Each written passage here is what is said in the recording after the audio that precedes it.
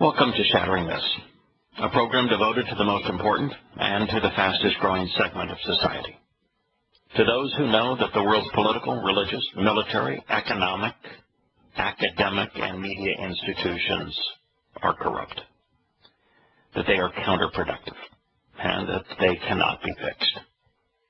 Our mission on this program is to reveal who is working against our interest, to understand how and why they are doing so. Because ultimately exposing and condemning such schemes, even when they're patriotic, even when they're political, especially when they're religious, isn't hateful. It's caring. Today in our second hour, we're going to reprise our Sports in the News segment with Aaron, who produces this program, and Scott, who previously produced this program. The topics are threefold in the Sports in the News segment. One is the insider trading allegations against Phil Mickelson. We'll take a contrarian view there. Second is the hearsay scandal with his arrest for driving while intoxicated and the large stash of illegal prescription painkillers in his car. And lastly, whether or not the Redskins' name is racist. Since I am Sioux Indian, I can even chime in on this with some personal authority. And then in our last hour, we're going to continue to discuss the differences between Yahusha, that is Jesus' actual name. Yahusha means Yahweh saves, and Paul, so that more people come to understand that if one was telling the truth, the other was lying. I don't suspect that we will cover all that there is to say about this story, the lead story today, over the next hour. There's, in fact, the person who sent me the story, of course, it's dominant in the news, but a good friend. And he said, there's something not quite right about all of this. And he begins by saying that the father who appeared at the White House next to the President of the United States, who was raised a Muslim, whose last name is Arabic, whose name is Arabic, and whose father was a Muslim, making him a Muslim by Islamic standards, gave a greeting at the White House, and a greeting that the father, a bearded man, really obviously uncomfortable with the dress code to appear at the White House with the president at a news conference, said, in the name of God, most gracious, most merciful. It's the line that has been added to each of the Quran's surahs. I think except the 9th surah. It is an Islamic greeting. Why would the father, especially now that his son has been released and is in a medical facility a long way from Afghanistan, why would his son, or why would his father, give an Islamic greeting? In the name of God, most gracious, most merciful. It's interesting with the Islamic greeting. Allah in the Quran comes off as a thug. There is nothing merciful about him. He is first into predestination. With predestination, there can be no mercy. Second, he spends all of his time in hell. Every time that Allah is depicted in the Quran, he is in hell, torturing those that didn't surrender to him, that didn't submit to him. So there's certainly no mercy nor grace, even if we take the English definition, supposed to the history of the word there. The only thing that would be grace about Allah is that grace is actually a transliteration of gratia. The gratia are the Roman versions of the Greek charities.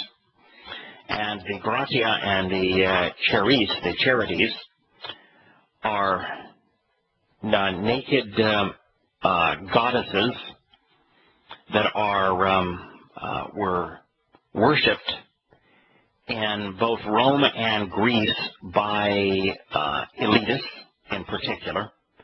They are the goddesses of hospitality, but not hospitality in terms of being welcomed into a family and home. No, this would be hospitality in the sense of throwing an orgy.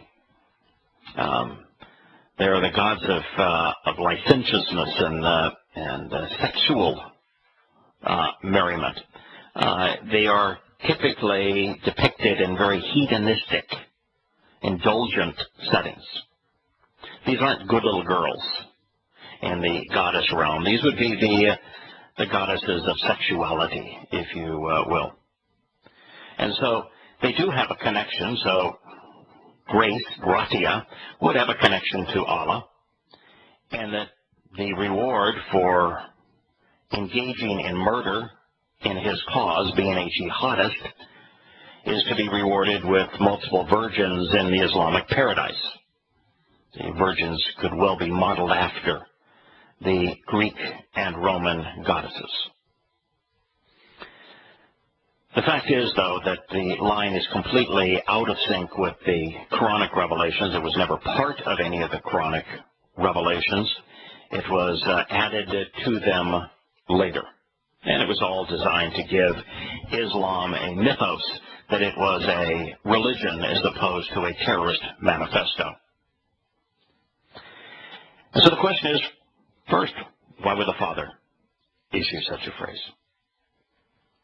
The next question that is interesting, by the way, the only rational answer for that is either he is a Muslim, or that he gave the impression of being supportive of Islam, knowing that the Taliban, a fundamentalist Islamic organization, had captured his son, and that the best way to appease them, to negotiate with them, is to feign being a Muslim. So either is a Muslim, or he's feigning being a Muslim. Neither which are good, neither which are appropriate. I understand he loves his son, but neither of those approaches was wise, nor was it appropriate to say that at the White House. It demeans America's character to speak out in the name of this horrid wannabe deity and this devilish religion. The next question that came up on this whole affair, before even reading the information regarding the nature of those who were released and the nature of how this young man came to be captured by the Taliban, was what in the world is the United States doing negotiating with those it claims to be terrorists? Doesn't the United States have a stated policy not to negotiate with terrorists? And when you negotiate with terrorists and you cut a deal like this, aren't you being hypocritical?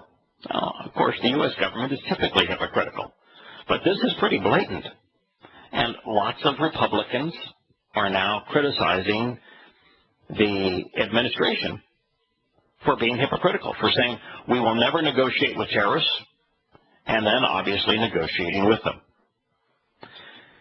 It then brings to mind just the general issues surrounding whether or not it is appropriate to trade lives, freedom. In Israel, I have been wholly opposed to trading the lives of Islamic terrorists in Israeli jails for as a precondition to peace, or even to trade them for a captured Israeli. And the situation there is more clear, even though the Israelis will do it, and sometimes releasing hundreds of Islamic terrorists and criminals for the release of a single innocent Israeli. Kind of tells you what the lives are worth, but all it does is encourages Muslims to kidnap more civilians, to garner the release of more prisoners. And so it's counterproductive to do so. But we did talk on this program about the 225 remaining captives in Nigeria that the Islamic group Boko Haram has not only kidnapped, but has tortured, has raped, and has systematically murdered some of them. And that would it be appropriate to trade members of Boko Haram that may be in prison, including the leader Abu Bakr's wife and children, who are custodians now of the in custody of the state, for the release of those girls. And in their case, my answer would be absolutely. I would do so. And the moment the girls were free, even at the cost of collateral damage in the case of Boko Haram, recognizing that most that they're living with are supportive to them, I would turn the region where they are the most prevalent into glass. But I would make the trade in the case of those little girls, because what they're being subject to, they didn't volunteer for this. This is such a travesty that is being perpetrated upon them. Yes, I would trade to get them back. Now, in the case of a U.S. soldier, 5 Taliban in Guantanamo for 1 U.S. soldier, I might even make that trade. And we'll speak about why that trade might be legitimate. And then we have to get into the biggest issue. Who was this young man? How did he happen to be in Taliban custody? It's a very compelling story. And when we return to Shattering Myths, we'll continue to cover it. Welcome back to Shattering Myths. The situation as it relates to Taliban prisoners for a U.S. Army prisoner is really different than what you would normally encounter. Now, first of all, the fight with the Taliban is one that America initiated. The Taliban didn't attack America. Now, I know that there are lots of senators like John McClown of Arizona that are saying, it's inappropriate to release these bloodthirsty terrorists back, 5 that are being released from Guantanamo because they have the blood of Americans on their hands. Well, no, John, it's you that have the blood of those Americans on your hands. You're the one that sent them to Afghanistan to die. The Taliban didn't attack America. America attacked the Taliban. Matter of fact, America was a huge sponsor of the Taliban. Back in Jimmy Carter's presidency, along with Zbigniew Brzezinski, his national security advisor, they came up with a harebrained plan that Gates, the former Secretary of Defense and former CIA director, now head of the Boy Scouts, quite a tribute, implemented, which was to rent the Taliban from the Pakistani government to give the Soviets a taste of what they had given us in Vietnam. In other words, to fight a proxy war against them. And we used the Taliban to accomplish that. Taliban was an American ally in that war, not an American enemy. And so, it's a very unique situation. We started this war. Now, for those that think that it's a response to 9/11, Taliban didn't have anything to do with 9/11. Al-Qaeda wasn't even the brainchild of 9/11. It was conceived by Ramzi Youssef. He was already in U.S. prisons at that time for the first bombing of the World Trade Center. It was his idea. He conceived it in the Philippines. We were given access to his computers and to his planning 5 years before 9/11 occurred in 2001. Way back in 1995, 1996. And so it wasn't an al-Qaeda plan. It wasn't perpetrated by al-Qaeda. And the Taliban most certainly had nothing to do with it. And yet we invaded Afghanistan to depose the Taliban government. We started this fight. And if you're going to declare war on the Taliban, which we've done, then the prisoners aren't criminals, they're prisoners of war. And they ought to be treated with the same kind of restraint that you would apply to any prisoner of war. And yet we don't. We're in this mixed realm of wanting to treat them as criminals as opposed to prisoners of war. And so if they simply are prisoners of war, then an exchange is just fine. It's appropriate. If they're common criminals, then what are we doing fighting them as if we're at war with them? And there's big issues here. And how in the world do you allow Americans to stay in Afghanistan now that you've demonstrated that you're willing to trade one American for 5 Taliban officers? I mean, the security of Americans in Afghanistan is now torn asunder. You can't in good conscience leave them there. Never mind the fact that we spend billions of dollars supporting their effort, and they've accomplished nothing worthwhile. The whole invasion of Afghanistan has made a bad situation worse at the cost of enormous fortune and blood. But now that you've made this deal, you can't in good conscience keep them there. Even if you are a dunderhead and you don't recognize that our invasion of Afghanistan made a bad situation worse, and that we ought never have invaded, and the moment we recognize that it was counterproductive, we should have left 11 years ago, then at least realize that once you start trading, as we have just done, no American is safe. You need to withdraw them under these circumstances. That's why prisoner exchanges typically take place after a war has been concluded, not during the war. We'll return to Shattering Myths and then turn our attention to the uniqueness of this man's story. We'll be back in a moment. Welcome back to Shattering Myths.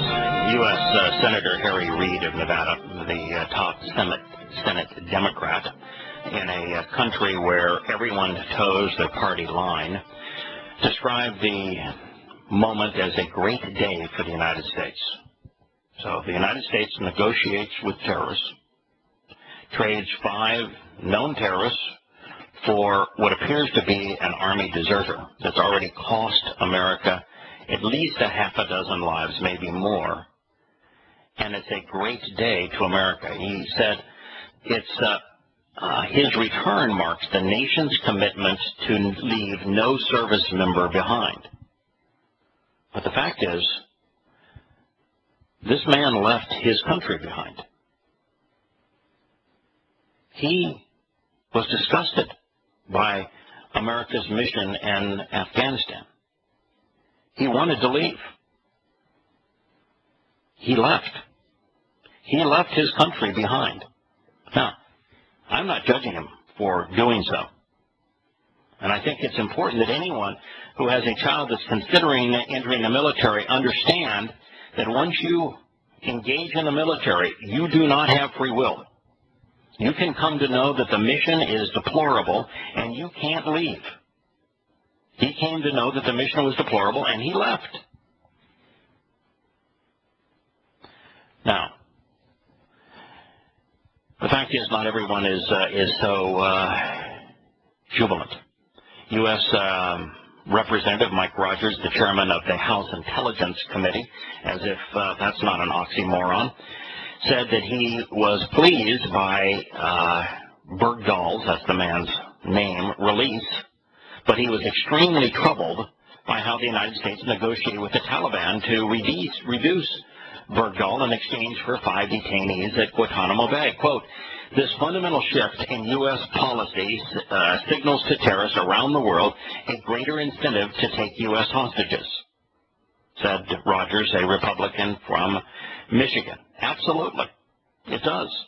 Now, first of all, we have to be careful of referring to the detainees in Guantanamo Bay as terrorists as if they're been incarcerated on criminal charges. If we're at war with the Taliban, which is the only reason for us invading Afghanistan, the only reason for staying in Afghanistan, if we're at war with them, then they're not criminals, they're prisoners of war.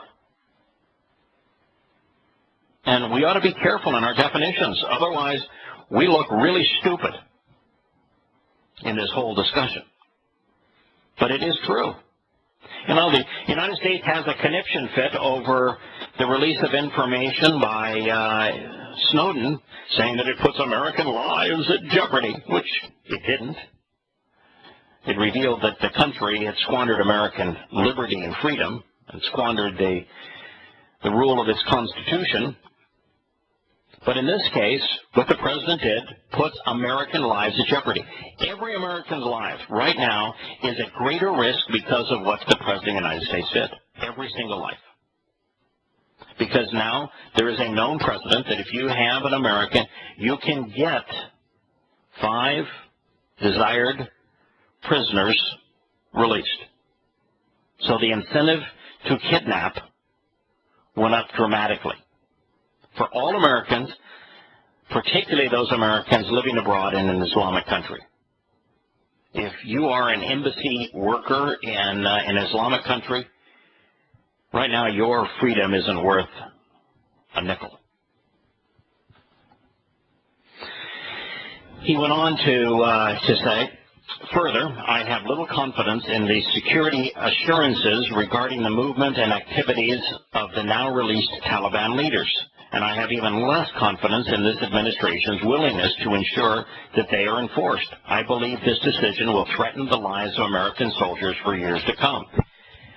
I'm really not greatly concerned about the lives of American soldiers. They ought not be in Afghanistan. My concern for their lives is such to bring them back home. If they want to play in Afghanistan, then they have chosen to put their lives in harm's way for reasons that have nothing to do with American liberty, American freedom, American protection. There's no threats to America in Afghanistan. And so the reality is it doesn't put the lives, well, it puts the lives of American soldiers at greater risk. Actually, not their lives, but their freedom. And mind you, if they're in the U.S. military, they have no freedom. So all it does is it transfers one captor from one captor to another.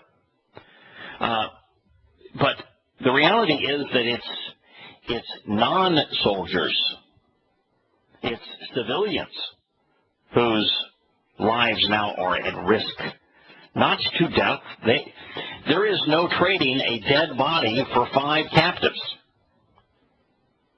So it has nothing to do with the lives of these individuals. It has all to do with their freedom. So civilians that have freedom now have their freedom exposed.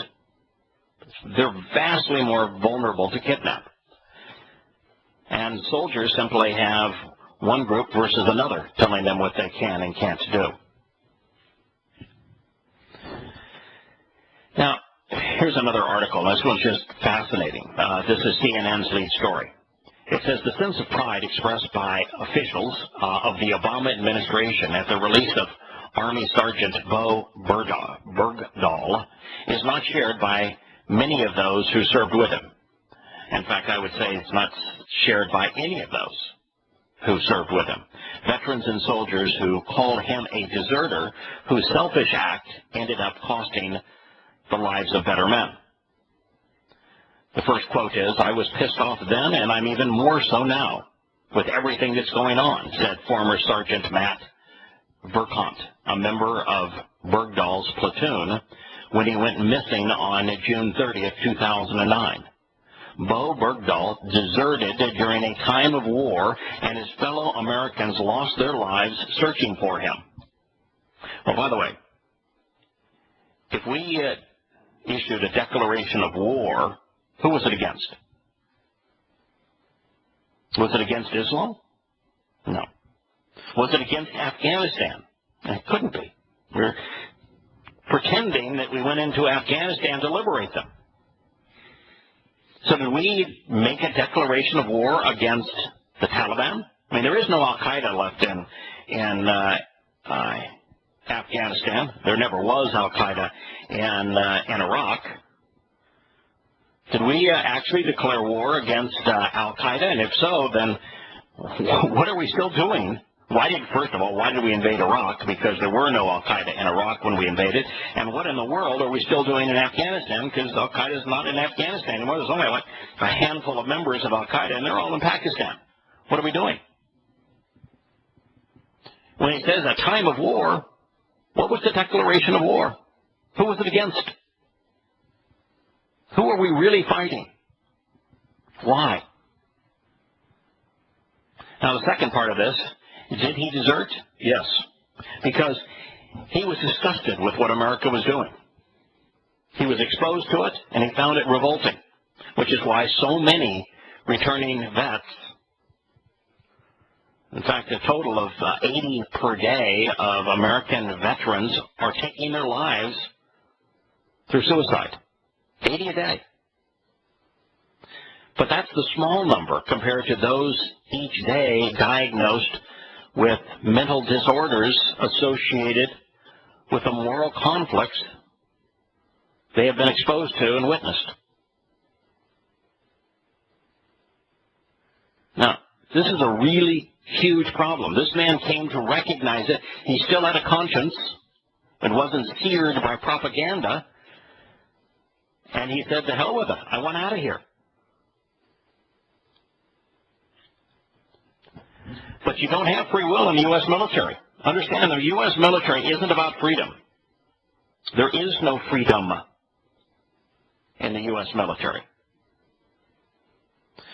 Burkont said Bergdahl needs not only to acknowledge his actions publicly, but face a military trial for desertion under the Uniform Code of Military Justice. By the way, there ought not be a military code of justice. The same laws that apply to everyone ought to apply to the military. The very fact that there is jurisprudence in the military is part of why our military is so corrupt today. So why sexual assault in the military is epidemic and growing, doubling just this past year. A reporter asked Defense Secretary Chuck Hagel Sunday whether Bergdahl had left his post without permission or deserted, and if so, whether he would be punished. Hagel wouldn't answer the question directly. He said our first priority is assuring his well-being and his health and getting him returned to his family. Other circumstances that may develop and questions, well, those will be dealt with later.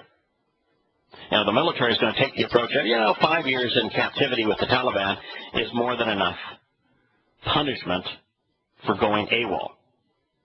But when we continue with this story, one of the things that we'll have to deal with is, were the Americans who were deployed to find him, 6 of whom died in the process, there to win his freedom?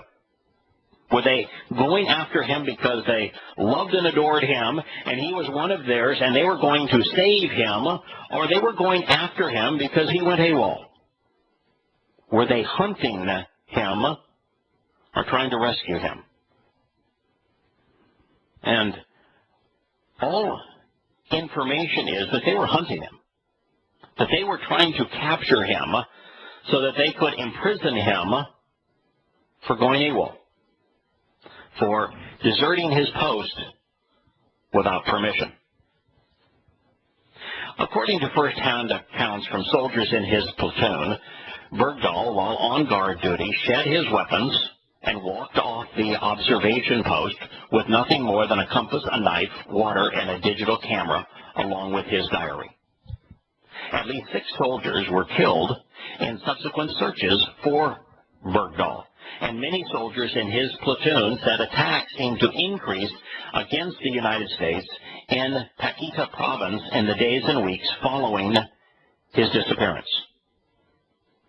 Many of Bergdahl's fellow troops, from the 7 or so who knew him best in his squad, to the larger group that comprised the 1st Battalion, 501st Infantry Regiment, 4th Brigade Combat Team, 25th Infantry Division, told CNN that they signed non-disclosure agreements agreeing to never share any information about Bergdahl's disappearance and the efforts to recapture him.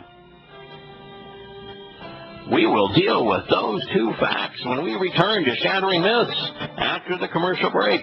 Don't go away. Welcome back to Shattering Myths. That last line is truly amazing. That many of Bergdahl's fellow troops, A, were forced to sign non-disclosure agreements. What on earth doesn't the U.S. military want anyone to know? They're silencing the very people that are allegedly fighting for our right to free speech. They forced them to sign non-disclosure agreements regarding any information about Bergdahl's disappearance or the efforts to recapture him. Not to free him. You see, when these men were talking about what they were doing, it wasn't a rescue effort. It was an effort to recapture him. He had been in the custody of the U.S. military where he has no free will. He left. They had no idea that he was, at that time, a Taliban prisoner. They had no idea where he was. They just know he left. And yet they're using the term recapture him. They weren't out there trying to save this man. They were trying to get him in prison. Now, it is interesting that his emails reported by the late Michael Hastings and Rolling Stone in 2012, reveal that Bergdahl's fellow infantrymen learned within days of his disappearance that he told them that he no longer supported the United States effort in Afghanistan. By the way, you have to be absolutely out of your mind to support the United States effort in Afghanistan. You either are ignorant, you don't know the facts, or you're irrational, or the third option, you're immoral. There is no way to be informed, rational, and moral and support what the United States has done in Afghanistan. We turned a bad situation into a worse situation at the cost of great wealth and great amount of lives. Now, let's consider what the man said. He said, and this is Bergdahl's comments to fellow infantrymen. He wrote them, quote, "The future is too good to waste on lies." Boy, is that the truth. The lies about Afghanistan and the propaganda and politics and the military, just deceit regarding Afghanistan is just nothing but a pile of lies. The future is too good to waste on a pile of lies, Bo wrote to his parents. And life is way too short to care for the damnation of others, as well as to spend it on helping fools with their ideas that are wrong. I have seen their ideas, and I am ashamed to even be an American. The horror of the self-righteous arrogance that they thrive in is all revolting. End quote. This is what he wrote to his parents. The future is too good to waste on lies. That's what America has done for centuries now. Deceive to encourage people to go to war. We've lied about every war we fought in. We've lied about why we're there. We've lied about what we're accomplishing. We've lied about the costs. The future is too good to waste on lies. And life is way too short to care for the damnation of others, as well as to spend it helping fools with their ideas that are wrong. I have seen their ideas, and I'm ashamed to even be an American. The horror of the self-righteous arrogance that they thrive in. It's all revolting. He had a conscience. He was able to process the information morally and rationally. He expressed that to his parents. What he wanted was out. He was looking at the mountains in the distance, and he said, if only I can get through those mountains, I can get to China. I can get out. Military wouldn't let him out. That's one of the problems with the military. Once you engage, there is no way out. They own you. He couldn't get out. He wanted out. He simply walked out. He dropped his weapons and walked out and headed to the mountains. Bergdahl wrote, I am sorry for everything. The horror that is America is disgusting. Is there any reason why we don't think about why the American troops were asked to sign non-disclosure agreements?